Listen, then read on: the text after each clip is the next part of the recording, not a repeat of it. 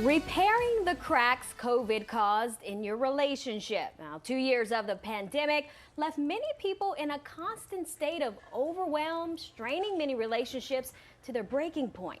Thank you for staying with us. I'm Erin LeBeau. And I'm Tamsin Fidel. Well, according to the Indiana University Kinsey Institute, 63% of couples say the pandemic really is stressing out their family. Psychologist Dr. Lynyetta Willis is here to help couples heal emotionally.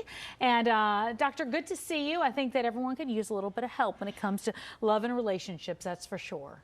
Absolutely. I'm so glad to be here with you. Well, let's start off here. Can you explain to us how COVID is doing so much harm to relationships out there? Absolutely. So COVID is hurting relationships in two major ways. The first way is it's limiting natural outlets. So things like date night and even spending time apart by going to the gym or work or hanging out with friends. Those were things that were used to relieve tension within relationships. And that's been taken away. So now just tension is building in relationships, leaving many couples at a loss for how to productively relieve that pressure.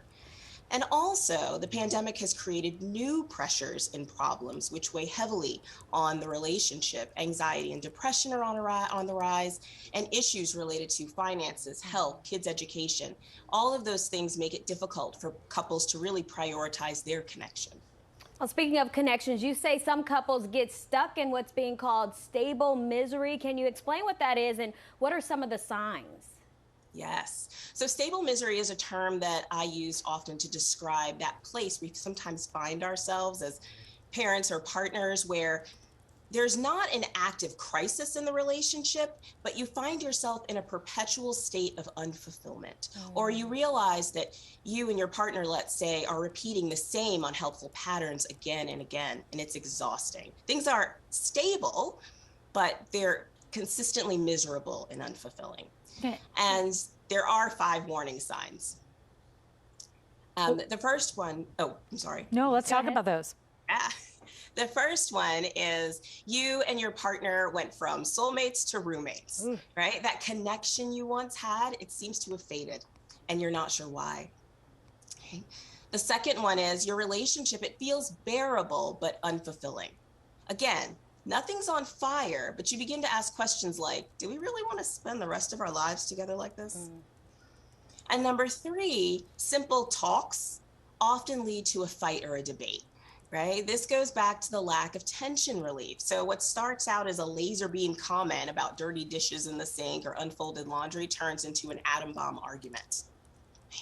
Number 4, you feel like you're nailing it with your kids or career, but failing it in your partnerships.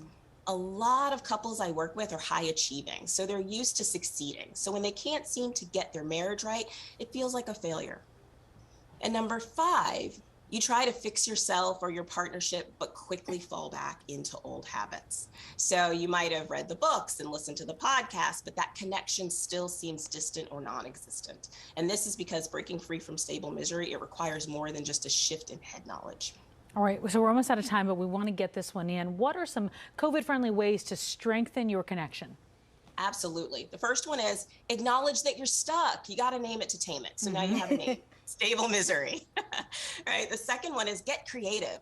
I tell my clients, being in stable misery doesn't mean you're broken or your partner's broken, but you both got habits that need to be.